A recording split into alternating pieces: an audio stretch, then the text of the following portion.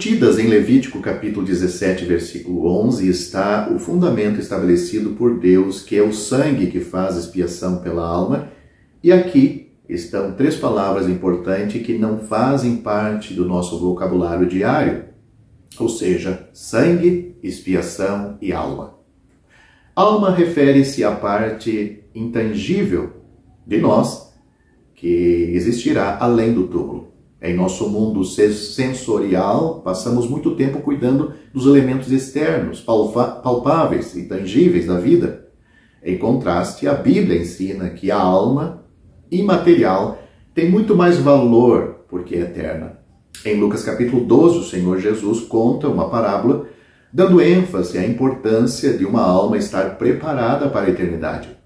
A palavra hebraica traduzida por expiação, que é outra palavra interessante neste versículo, que começamos o vídeo, pode significar cobrir, purgar, reconciliar ou pacificar. A necessidade de expiação remonta ao jardim do Éden, em Gênesis, onde é dito ao homem que seu pecado traria morte, tanto fisicamente, pois seu corpo está agora sujeito à morte, quanto espiritualmente, ou seja, separado de Deus.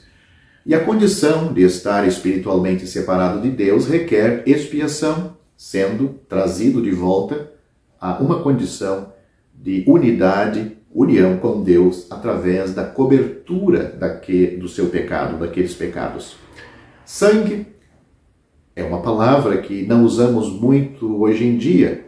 De fato, vivemos em uma época em que muitos tentam evitar as realidades sombrias da morte e do derramamento de sangue. Considere como compramos carne no supermercado local, morte em matadouros escondidos de nossos olhos. A morte está em matadouros escondidos em nossos olhos. Até a cremação está se tornando mais popular, ostensivamente por razões econômicas, mas talvez para evitar ter que encarar a morte de frente. Muitas pessoas que têm pouco conhecimento da Bíblia ficariam surpresas ao descobrir que morte e derramamento de sangue são temas chaves da Bíblia, dados para nos ajudar a entender como o homem pode ser levado a um relacionamento correto com Deus. Deus instituiu um sistema de sacrifício ou sacrifícios que ensinou à humanidade de uma forma muito gráfica que o pecado exigia a morte e o derramamento de sangue. Considere um jovem observando seu pai, no Antigo Testamento, levar um cordeiro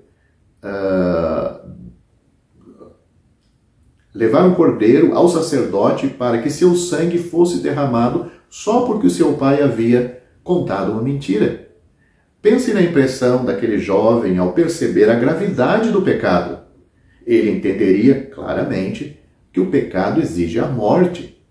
Mas o sangue derramado de um substituto inocente podia cobrir aquele pecado ou aqueles pecados. Levítico capítulo 17, versículo 11, nos ensina que é o sangue que faz expiação pela alma.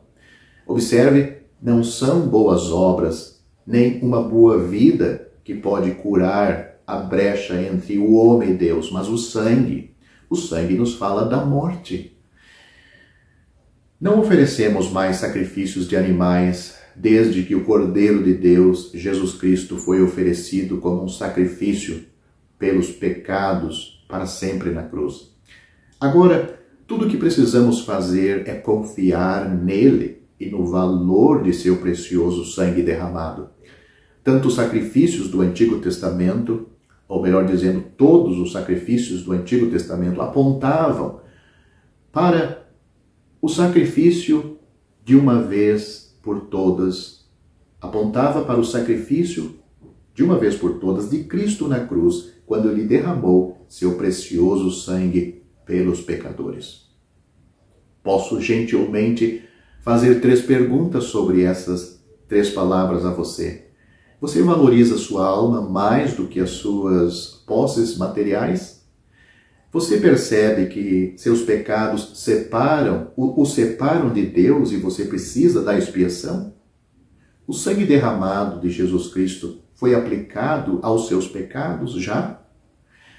O apóstolo Pedro, escrevendo aos crentes de sua época, ele disse: sabendo que não foi com coisas corruptíveis, como o prata ou o ouro, que fostes resgatados da vossa vã maneira de viver, que por tradição recebeste dos vossos pais, mas com o precioso sangue de Cristo, como de um cordeiro imaculado e incontaminado, o qual, falando do cordeiro, Cristo, na verdade, em outro tempo, foi conhecido ainda antes da fundação do mundo, mas manifestado nestes últimos tempos por amor de vós, e por ele credes em Deus, que o ressuscitou dentre os mortos e lhe deu glória, para que a vossa fé e esperança estivesse em Deus.